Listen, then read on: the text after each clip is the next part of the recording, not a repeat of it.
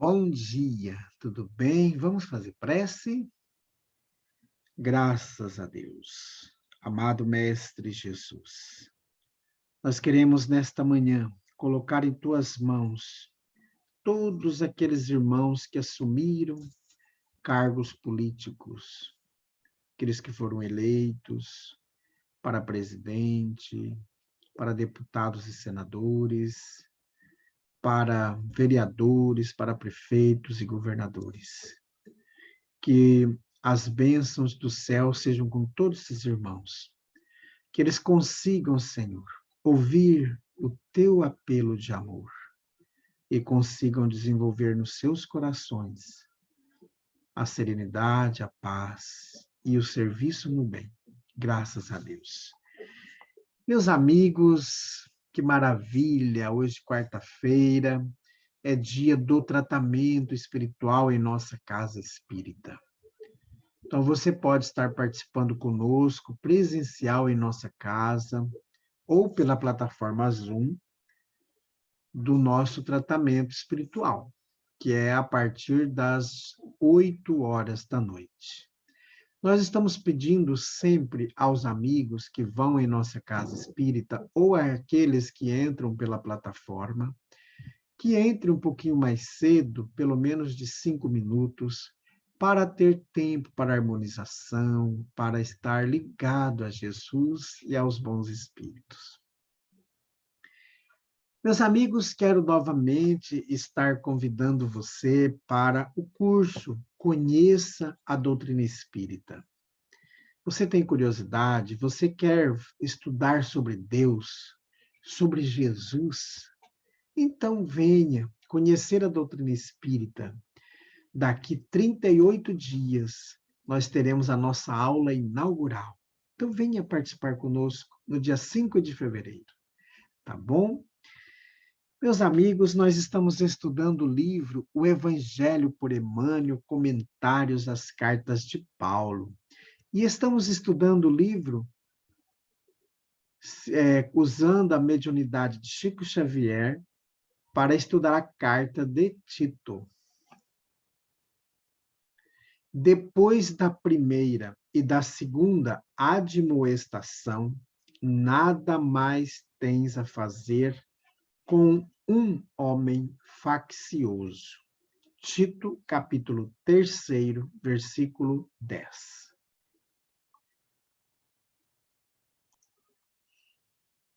Aconselhar. O ato de aconselhar tem a sua época própria, à maneira de todas as coisas. Muitos aprendizes costumam esquecer que se encontram no mundo em serviço de retificação do pretérito e de autoiluminação, estacionando em falsos caminhos. Insistentemente consultados, não percebem a trama sutil que lhes detém os passos e, quando não regressam à vigilância, vão olvidando inconscientemente a si mesmos. A preguiça sempre se orgulhou de encontrar uma advogada na complacência fácil. E conferindo-lhe posição de superioridade, nela se apoia para a dilatação de todos os erros. A primeira deseja uma companhia para os maus caminhos. A segunda aprova em vista da falsa situação de destaque em que foi colocada. Daí o veneno sutil da ociosidade que sempre busca os conselhos de sua mentora para fazer, em seguida, as ocultas que bem entende, voltando sempre a se aconselhar novamente. Reportando-nos ao ensinamento de Paulo, não queremos fazer que a rebeldia ou a ignorância devem ser sumariamente condenadas, quando a própria heresia tem, por vezes, a sua tarefa. Elas merecem uma e outra admoestação. Devem ser credoras de nossas atividades fraternais. Mas, passado o tempo em que nosso concurso era suscetível de lhes restaurar as estradas, não será justo dar-lhes força para a irreflexão. Temos igualmente o nosso roteiro e as nossas experiências. Estacionar com elas na falsa atitude de conselheiros seria desempenhar o papel da complacência frente à ociosidade criminosa. Comunicação de Emmanuel, publicada no livro Levantar e Seguir, da editora GEEM, no capítulo Aconselhar.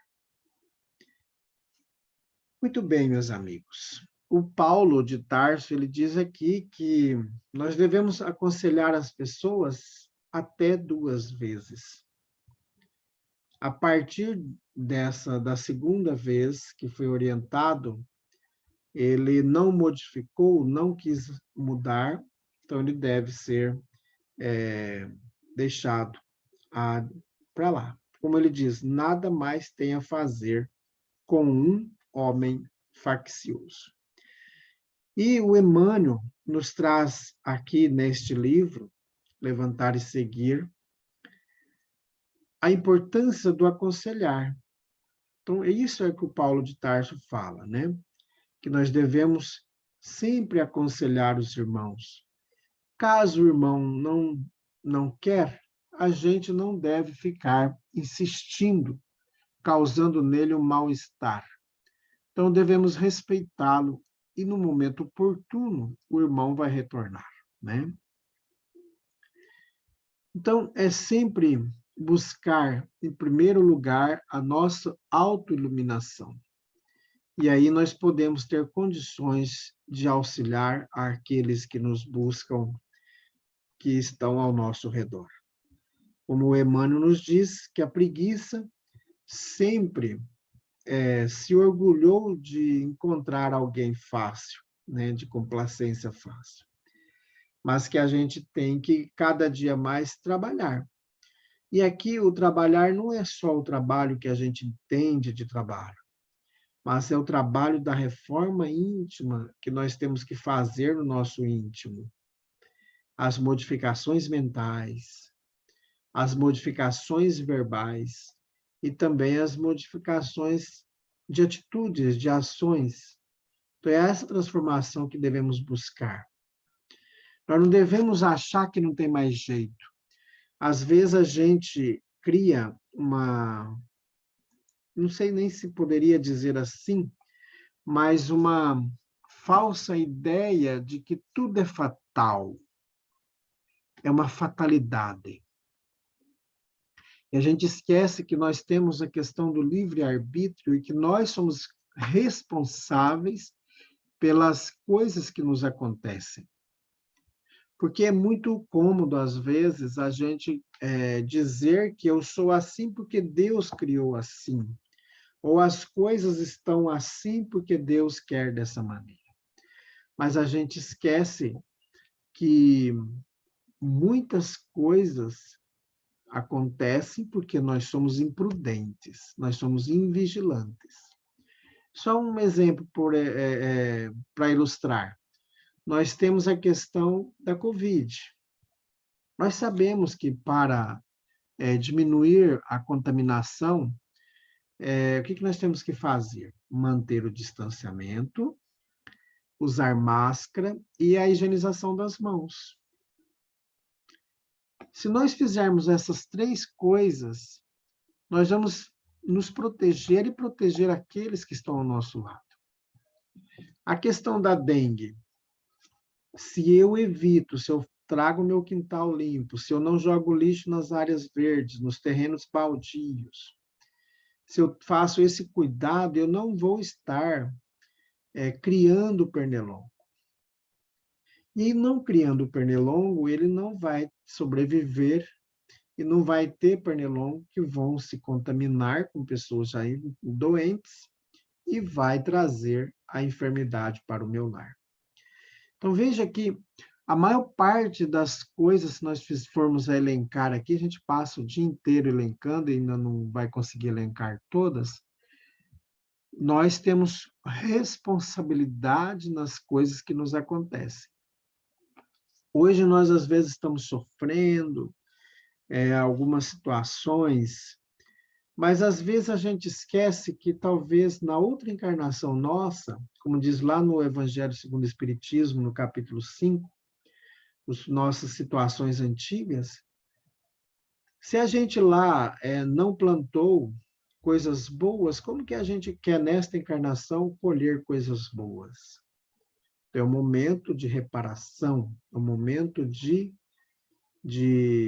reaver o mal feito lá atrás. Então, nós temos que ir trabalhando constantemente na nossa autoiluminação, na nossa autoeducação, para que a gente se liberte dessas influenciações, se liberte do mal que a gente fez.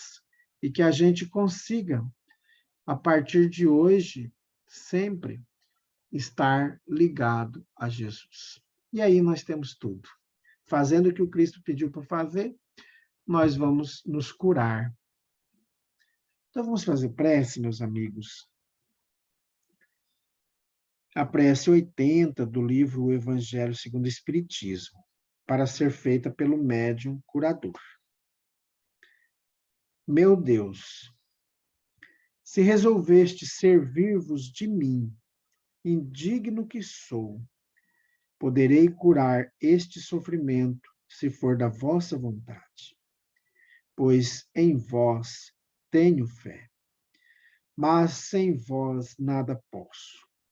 Seja permitido aos bons espíritos infundirem-me seus fluidos salutares, a fim de que eu os transmita a este doente e livrai-me de todo pensamento de orgulho e egoísmo, capaz de lhes alterar a pureza. Graças a Deus, que Deus seja louvado. Meus amigos, tenhamos um bom dia, fiquemos em paz e que Deus nos abençoe a todos.